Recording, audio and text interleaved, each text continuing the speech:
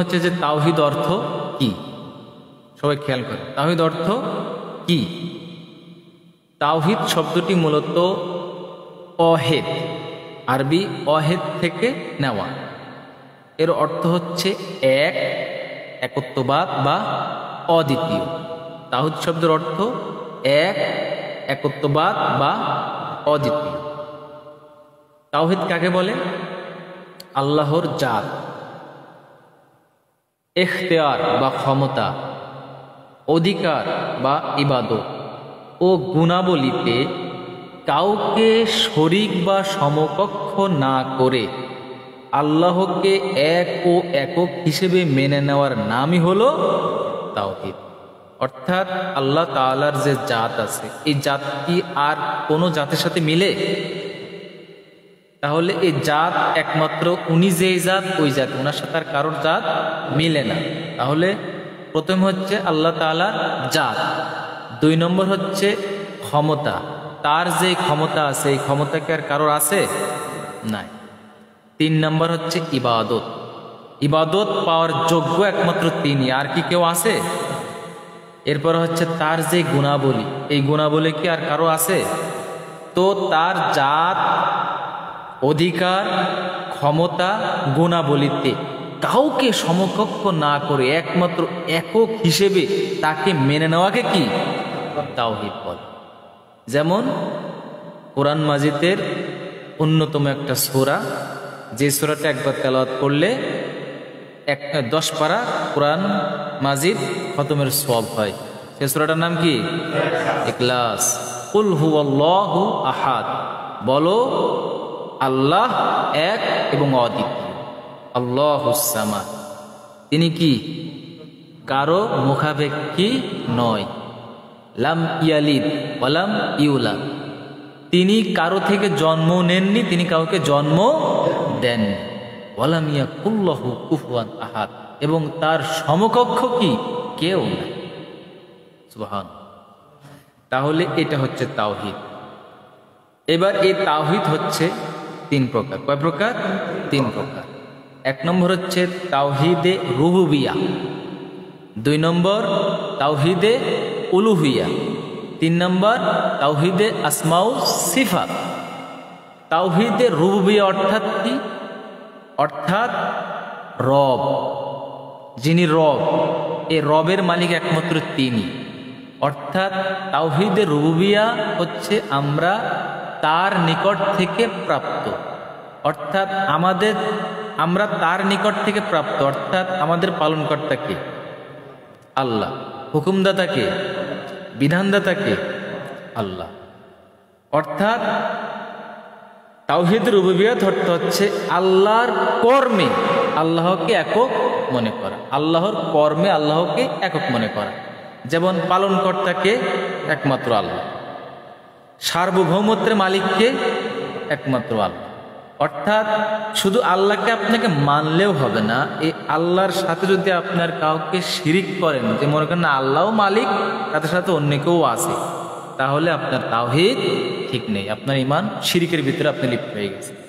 তাহলে এককভাবে মেনে নিতে হবে যে সমস্ত কর্ম, রিজিকদাতা, প্রাণদাতা, বিধানদাতা, সার্বভৌমত্বের মালিক, সমস্ত কিছুকে আল্লাহ, এককভাবে আল্লাহ। এটা হচ্ছে তাওহীদে রুবুবিয়া।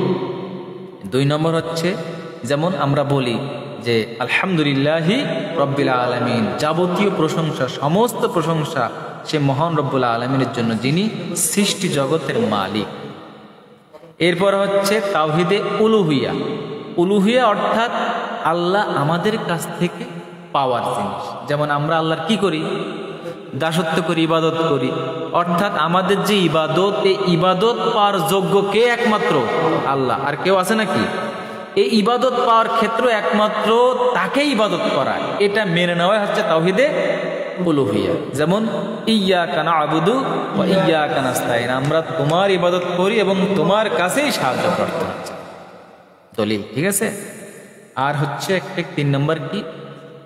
তাওহীদে আসমাউস সিফাত, অর্থাৎ আল্লাহ পাক রব্বুল ইজ্জাত পবিত্র কোরআনে এবং রাসূল সাল্লাল্লাহু আলাইহি ওয়াসাল্লাম হতে বর্ণিত সহিহ হাদিসে আল্লাহ তাআলার যে সমস্ত নাম ও গুণাবলী রয়েছে তা কোনো প্রকার বিকৃতি, অস্বীকৃতি, পরিবর্তন, উপমা, সাদৃশ্য আরোপ না করে হুবাহু যেভাবে বর্ণিত হয়েছে সেভাবে মেনে নেওয়াকে কি বলে? তাওহীদে আসমা ও সিফাত বলে। যেমন সূরা আরাফের 180 নং আয়াত আল্লাহ বলতেছেন, ওয়ালিল্লাহিল আসমাউল হুসনা ফাদউহু বিহা। আল্লাহ তাআলার জন্য রয়েছে সুন্দর সুন্দর নামসমূহ, তোমরা কাজেই সেই সমস্ত নামে আল্লাহকে কি করো? ডাক। তাহলে আমরা তাওহীদের মূল বিষয় বুঝতে পারলাম তো। তাওহীদ মানে কি? এক বা একত্ববাদ, একক, ঠিক আছে? অর্থাৎ আল্লাহর জাত, ক্ষমতা, ইবাদত, সমস্ত গুণাবলীতে একমাত্র তাকে মেনে নেওয়াকে কি এককভাবে তাকে মেনে নেওয়া কি তাওহীদ। তাওহীদ কয় প্রকার? 3 প্রকার। কি? তাওহীদে রুবুবিয়া, তাওহীদে উলুহিয়া, তাওহীদে আসমা ও সিফাত। এই তাওহীদ যদি কারোর স্পষ্ট না থাকে তাহলে তার যতই ঈমান থাকুক ঈমানে কাজ হবে না। তাওহীদের ভিতরে যদি শিরিক থাকে, ঈমানের ভিতরে যদি শিরিক থাকে, শিরিক গুনাহ আল্লাহ কোনোদিন মাফ করবে না। তাহলে আপাতত আপনারা একটি ধারণা তো পেয়েছেন নাকি যে তাওহীদ কাকে বলে? এটা খুব কঠিন বিষয়, আপনাদেরকে সহজ করে দিই। তাওহীদ শব্দের অর্থ কি? একত্ববাদ। অর্থাৎ আমি হয়তোবা এই যে সুজন ভাইকে আমি কি মানি? আমি আমার মালিক মানি, মনে করেন, তা আমি শুধু তাকেই মালিক মানি, আমি আর কাউকে মানি না। একক, ঠিক আছে? তো অনুরূপ ভাবে তাওহীদ শব্দের অর্থ কি? এক বা একত্ববাদ। আপনারা এতটুকু বলবেন, জাস্ট শুরু করবেন যে তাওহীদ শব্দের অর্থ কি? একত্ববাদ, ঠিক আছে? একত্ববাদ, একক।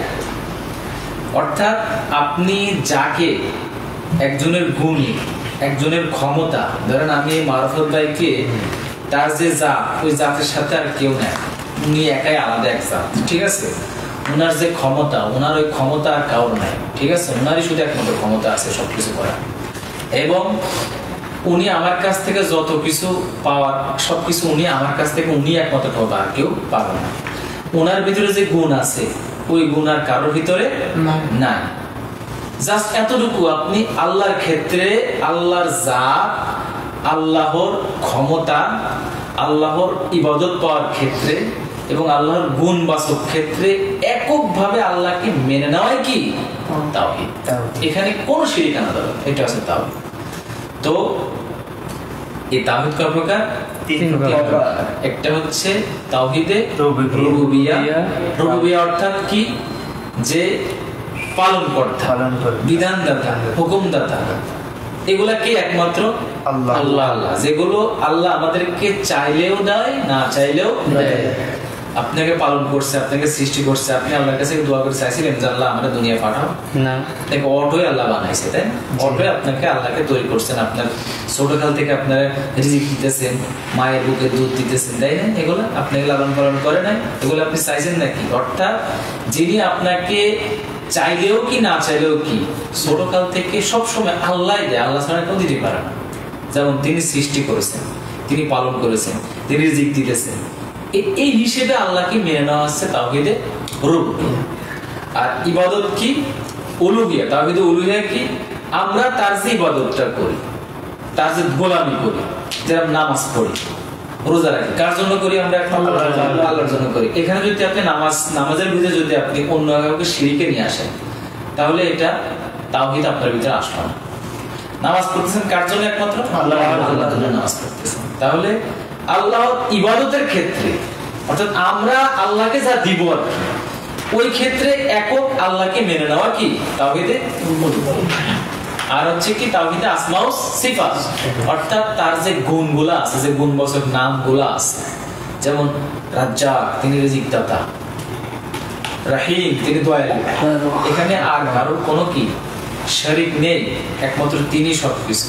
এই হিসেবে কোরআনে এবং হাদিসে তার যেভাবে নামগুলো দেওয়া হয়েছে গুণবাচক, সেইভাবে হুবহু মেনে নেওয়াকে কি তাওহীদ আসমা ও সিফাত। এতটুকু আপনারা মানে এটা অন্তরের ভিতরে নেবেন, নিয়ে নিজের মন থেকে বলবেন, ঠিক আছে? মুখস্থ বললে বুঝতে পারবেন না। আলহামদুলিল্লাহ, আলহামদুলিল্লাহ রাব্বিল আলামিন ওয়াল আকিবাতুল মুত্তাকিন, আসসালাতু ওয়াসসালামু আলা সাইয়্যিদিল মুরসালিন وعلى آله وصحبه أجمعين মহান রবের কাছে শুকরিয়া আদায় করি যে মুনিব আমাদেরকে বাদ এশা একটি দিনই বৈঠকে বসার তৌফিক দান করেছেন। সেই মহান রবের দরবারে শুকরিয়া আদায় করি, সকলে বলি আলহামদুলিল্লাহ। সাথে সাথে আমাদের নবীর প্রতি দরুদ পাঠ করি সাল্লাল্লাহু আলাইহি ওয়াসাল্লাম। তাওহীদ এমন একটা জিনিস, তাওহীদ হচ্ছে একটা ঈমানের অংশ। এটা খুব গুরুত্বপূর্ণ একটা বিষয়। এটা কি একটা ঈমানের অংশ। একাত্মবাদ, অদ্বিতীয়, কুল হুয়াল্লাহু আহাদ, আল্লাহ এক, অদ্বিতীয়, ঠিক একাত্মবাদ।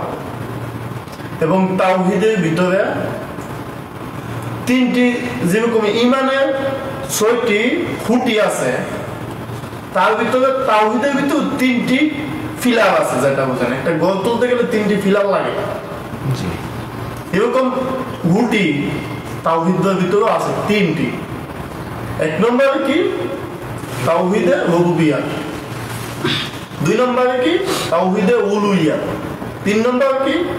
আসমাতুস সিফাত। তাওহীদে রুবুবিয়্যাহর কাজ কি?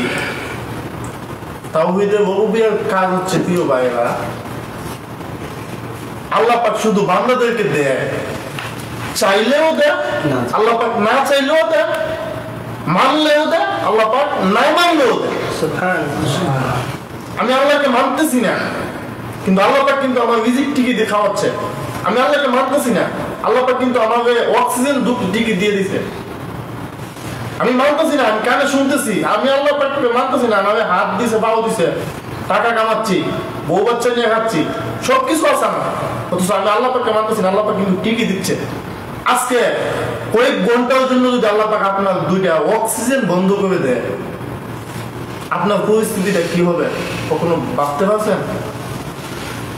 আল্লাহ পাক বান্দাকে চাইলেও দেয়, না চাইলেও দেয়। এটার নাম হচ্ছে কি? তাওহীদে রুবুবিয়্যাহ। আর তাওহীদে উলুহিয়্যাহ হচ্ছে আমাদের কাজ আল্লাহকে রাজি খুশি করানোর জন্য। তাওহীদে উলুহিয়্যাহ আমরা কি করব? আল্লাহকে রাজি খুশি করানোর জন্য। এখন আল্লাহর ইবাদত করব আমরা। আমরা বলতেছি কি? ইহদিনাস ইয়াকা নাবুদু ওয়া ইয়াকা নাস্তাঈন। এই কতটুকু আগে আমরা নামাজ পড়ে আসলাম, সবাই বলছি কি? ইয়াকা নাবুদু ওয়া ইয়াকা নাস্তাঈন। যে আল্লাহ, আমি তোমারই ইবাদত করি, তোমার কাছে সাহায্য চাই। আমরা বলাইছি না? অথচ দুই গেছে মসজিদে বাইরে হয়ে গেছে, বাবার কাছে সেজদা দিতেছি, যে বাবা আমাকে একটা সন্তান দাও, দাও বাবা। এটার নাম কি? শিরক। তাওহীদের বিপরীত কি? শিরক। তো প্রিয় ভাই, তাওহীদের বিপরীত শিরক, আবার তাওহীদের কি? ঈমান বা তাওহীদ, সেটাই কি তাওহীদ, যেটা বিপরীত শিরক, আবার কি? ঈমানের অংশ এটা। আমরা যেরকম কোরআনের আয়াত বলতেছে ইয়াকা নাবুদু ওয়া ইয়াকা নাস্তাঈন, আমরা আমাদের রব মানি, হুকুমকর্তা, বিধানদাতা। উলুহিয়্যাতে রুবুবিয়্যাতে আল্লাহ পাক কি? হুকুমকর্তা, বিধানদাতা, হায়াতদাতা, মওয়াদদাতা, রিজিকদাতা, সবকিছু আছে। রুবুবিয়্যাতে উলুহিয়্যাত কি? আল্লাহ পাক আমাদেরকে, আমরা কি কাজ করার লাগে আল্লাহ পাক পাঠাইছে? আল্লাহ পাককে রাজি করানোর জন্য। আল্লাহ পাকের যে আদেশগুলো আল্লাহ পাক আমাদেরকে দিছে, এই আদেশগুলো কি? মেনে চলার জন্য। আমরা নামাজ পড়তে, সাধারণ একটা উদাহরণ, আমরা নামাজ পড়তে আসি কার জন্য? রবকে সন্তুষ্ট করার জন্য। নাকি আমি নামাজ পড়তেছি মুক্তভাবে সন্তুষ্ট করার জন্য? আমি নামাজ কেন করতেছি? রবকে সন্তুষ্ট করার জন্য। আমি যাকাত কেন দিচ্ছি? রবকে সন্তুষ্ট করার জন্য। ঠিক আছে না? যা কিছু করবো কি? আল্লাহকে সন্তুষ্ট করার জন্য। কিন্তু এই সন্তুষ্ট ভিতরে কি কাউকে শরীক করা যাবে না। আর দ্বিতীয় কি? কাউকে দেখানো যাবে না। রিয়া আছে না? অহংকার। মানে কি? অহংকার মুক্ততা। আর তাওহীদে আসমা ও সিফাত, গুণবাচক নাম, আল্লাহ পাকের খুব সুন্দর সুন্দর নাম রয়েছে। ইয়া রাজ্জাক, রিজিকের প্রয়োজন, আল্লাহর কাছে বলেন ইয়া রাজ্জাক। রিজিকের প্রয়োজন আল্লাহর কাছে বলেন, রাজ্জাক। আল্লাহ গুণবাচক নামও হয়েছে, অনেক সুন্দর সুন্দর নাম। ইয়া হালেক, ইয়া মালেক, ইয়া গাফুর, ইয়া রহিম, ইয়া রাজ্জাক, ইয়া যুল জালাল। আল্লাহ পাকের কি খুব সুন্দর সুন্দর নাম রয়েছে। এখন এই নামগুলা কি হুবহু আল্লাহ পাক যেভাবে বলছে, ঠিক আল্লাহ কোরআনে যেভাবে আল্লাহ পাক বলছে হুবহু সিম একটা নামগুলোকে বিকৃত না করে আল্লাহ যে সিস্টেমে বলছে এই সিস্টেমটাকে মানার নামে কি তাওহীদ আসমাতুস সিফাত। প্রিয় ভাই, তাওহীদ আমরা খুব শক্ত করে বুঝতে হবে। তাওহীদ ছাড়া আমার ঈমানও চলে যেতে পারে। আমি কি তাওহীদের ভিতরে আছি নাকি তাওহীদের বাইরে চলে গেছি সেটাও কি আমাদেরকে মাথার ভিতরে রাখতে হবে। এটাকে একটা আইডিয়া রাখতে হবে। কারণ আজকে আমরা তাওহীদ কতটুকু জানছি, আমাদের একটা আইডিয়া হয়েছে না তাওহীদের বিপরীত কি শিরক। আল্লাহর সাথে শিরক করলে আল্লাহ শিরকের গুনাহ মাফ করে না। আল্লাহর সাথে শিরক করে কি যে বলতেছি কি লামি আলী ওলামি ওলাদ ওলামি কুল্লাহু কুফুয়ান আহাদ। আল্লাহ পাক বলছে ওলামি কুল্লাহু কুফুয়ান আহাদ মানে কি আল্লাহর সমকক্ষ কেউ নাই। কারণ আমি যদি গেছি শিরক করি তা আমি আল্লাহর সাথে সমান করলাম না। আল্লাহর সাথে যদি আমি সমান করি তা আল্লাহ পাক কি আমার গুনাহ মাফ করে দেয়? যত ইবাদত করি না কেন, যদি আমি হায়াতে বাঁচি 100 বছর, অথচ আমি 100 বছরের থেকে 90 বছর আমি ইবাদত করে কাটাই দিলাম, অথচ ইবাদতের ভিতরে শিরক আছে, আল্লাহ পাক আমার গুনাহ জীবনে মাফ করবে আর জীবনে আমার ইবাদত কবুল করবে। তা আমরা যোগ্য ভাবে আল্লাহ আমাদের কাছে কি যোগ্য এক আল্লাহ, ওনার কাছে কি আমরা কি ইবাদত করার যোগ্য আমার রব, যে তাওহীদের উলুহিয়ার ভিতরে আছে না। আমার রব কি আমি আমার রবের ইবাদত করার যোগ্য আমার রব। আমার রব আমাকে সৃষ্টি করছে। আমার রব যদি আমাকে সৃষ্টি না করতো আপনি বা এই ভাই আমার সৃষ্টি করতে পারতো না। ঠিক আছে, আমার রব সৃষ্টি করছে বুঝতে, কারণ আল্লাহ পাক যে আমার যেটা লাগে এটা দিছে না। আমি কি খুশি যে আল্লাহ আমার হাতটা এই পাশে না দিয়ে আমার হাতটা এই পাশে দিও বলা লাগছে। যে জায়গায় ফিট আছে আল্লাহ পাক যেটা যে জায়গায় ফিট করা এই জায়গায় কি ফিট করছে। প্রিয় ভাই, তাওহীদ আমরা খুব শক্তভাবে বুঝবো ইনশাআল্লাহ। এখনো বলি আপনাদের প্রতি আহ্বান থাক, শুধু আপনারা একা না, আমরাও কি এটা বুঝতে চাই তাওহীদটা কি কতভাবে আঁকড়ে ধরতেছে। আমরা তাওহীদের বিপরীত আর কোনো কল্পনা নাই আমাদের। প্রিয় ভাই, এই জায়গায় আমার আহ্বান থাকবে আমরা সবাই আল্লাহ যেন আমাদের সবাইকে এই তাওহীদটা বুঝার তৌফিক দান করে। ভুল ত্রুটি যদি আমাদের হয়ে থাকে আল্লাহর কাছে তওবা চাই, আল্লাহ যেন মাফ করে। আর প্রিয় ভাই, আমার আহ্বান সেই জায়গায় থাকবে সবাই আমরা যেন তাওহীদ এবং আল্লাহ কোরআনের দিকে আমরা সবাইকে সবাই আহ্বান করব। সবাই আসুন আমরা একসাথে মিলেমিশে আল্লাহর কোরআন, এই যে আজকে এই জায়গায় বসে আমরা একসাথে তাওহীদ শুনতেছি, ভাই দিলটা কিছু নরম হচ্ছে না? হচ্ছে না? এই দিলটা নরম করার জন্য কোরআনের কাছে এলে দিল নরম হবে না। কোরআনের থেকে বাইরে কোন জায়গায় যাবেন আপনার দিল কখনো নরম হবে না। ঠিক আছে, তা আসুন আমরা সবাই কোরআন পড়ি এবং তাওহীদ এবং আখিরাত রিসালাত অনেক কিছু আছে।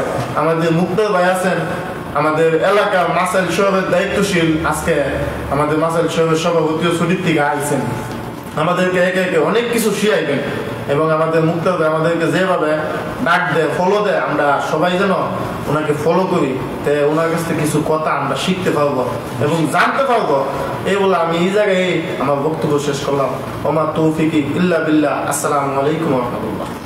তাওহীদ বিশাল বিষয়। তাওহীদ হচ্ছে আপনার বাঁচা মরা, অর্থাৎ আপনি জান্নাতে কি জাহান্নামে যাবেন তার মূল ফায়সালা ঈমান। এই যে বললো না ঈমানের সাথে সম্পর্ক, ঈমানে যদি আপনার না থাকে, তাওহীদে যদি গরমিল থাকে, ঈমানে যদি গরমিল থাকে, তাহলে আপনার নামাজ কালাম রোজা হজ যাকাত কিচ্ছু কাজে আসবে না। ঈমানই হচ্ছে মূল, তাওহীদই হচ্ছে মূল।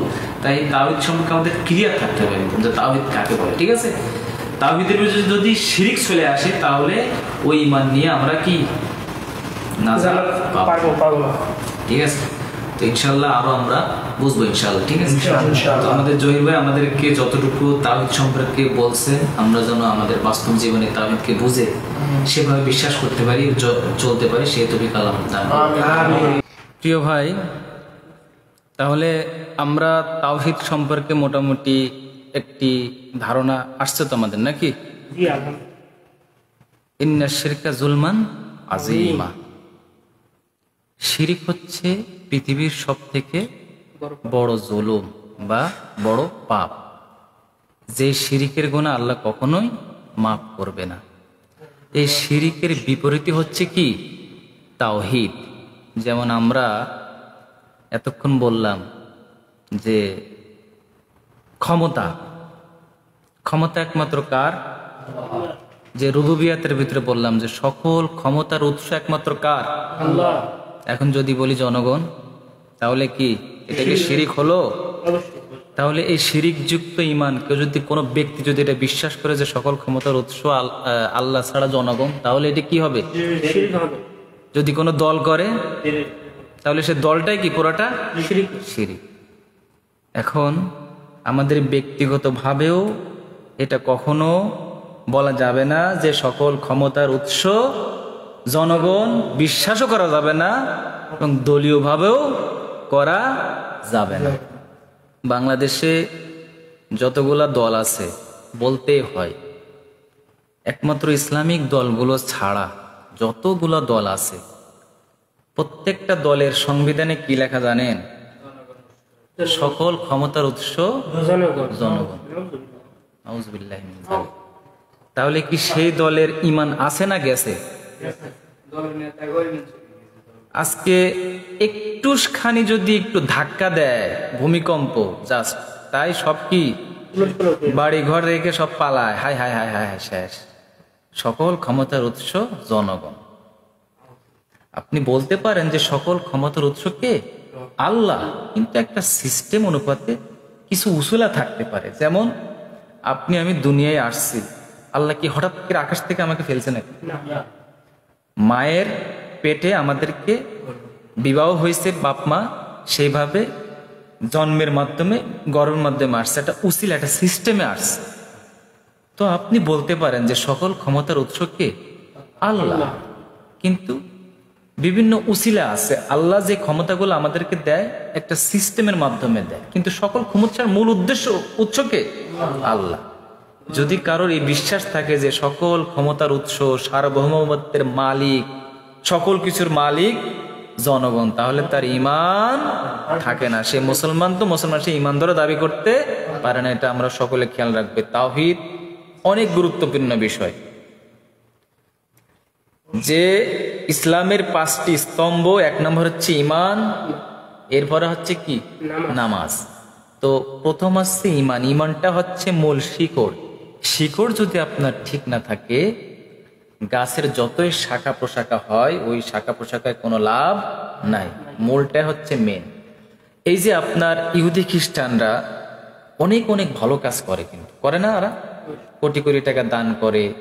এই যে অনেক বড় বড় ফুটবলাররা আছে যারা বিভিন্ন টাকা পয়সা দান করে, কোটি কোটি টাকা সহায়তা করে, কিন্তু তাদের কিন্তু আল্লাহর প্রতি বিশ্বাস না, ঈমান নাই।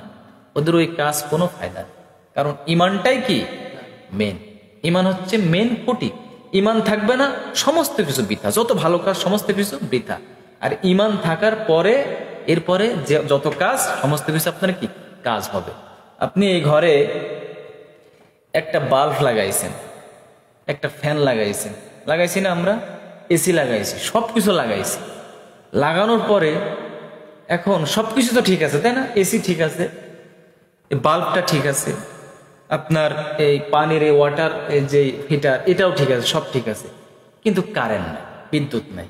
কোনো লাভ আছে এগুলার? না, কোনো লাভ নাই। কিন্তু আপনি বিদ্যুৎটা আনলেন, হয়তো বা আপনার এসি নাই, ফ্যান আছে, আপনি চলতে পারবেন না। তাহলে মূলত ঈমানটা হচ্ছে এরকম। মূল জিনিসটা কি? ঈমান। আর ঈমানটা যদি আপনার ঈমানের ভিতরে যদি শিরিকযুক্ত ঈমান থাকে, তাহলে সেই ঈমান থাকবে না, শিরিক আল্লাহ মাফ করবে না। তাহলে তাওহীদটা কি? মূলত শিরিকের বিপরীত একত্ববাদ। অর্থাৎ আপনি যে আল্লাহর প্রতি ঈমান আনছেন, ফেরেশতাদের প্রতি ঈমান আনছেন, সমস্ত ক্ষমতার উৎস আল্লাহকে মানছেন, আল্লাহকে বিধানদাতা হুকুমকর্তা মানছেন, সেখানে একমাত্র আল্লাহকে মানতে হবে, আর কাউকে মানা যাবে না। হুকুমকর্তার মালিক বা বিধান দেওয়ার মালিক কি? একমাত্র আল্লাহ। এখন আমাদের পরিবার, সমাজ, দেশ সব কার বিধানে চলে? আল্লাহর বিধানে চলে না মানুষের বিধানে চলে? আমাদের সমাজ কি মানুষের বিধানে চলে না আল্লাহর বিধানে চলে? বিধান বর্তমান মানুষ আল্লাহর বিধানে চলতেছে। আমাদের দেশ কার বিধানে চলতেছে? আচ্ছা, তাহলে এখানে আমরা কি বলতেছি যে একমাত্র বিধান দেওয়ার মালিককে আল্লাহ। তো আপনি বিধান দেওয়ার মালিক আল্লাহকে আপনি মনে মনে মানতেছেন, এখানে ঘোষণা দিতেছেন, কিন্তু কাজে যেহেতু ঠিকই আপনি মানুষের বিধানকে মানতেছেন, তাহলে আপনার ইমান আছে না গেছে? এটা কিন্তু ভাববার বিষয়। এই যে তাওহীদ আর ইমান অনেক ভাববার বিষয়।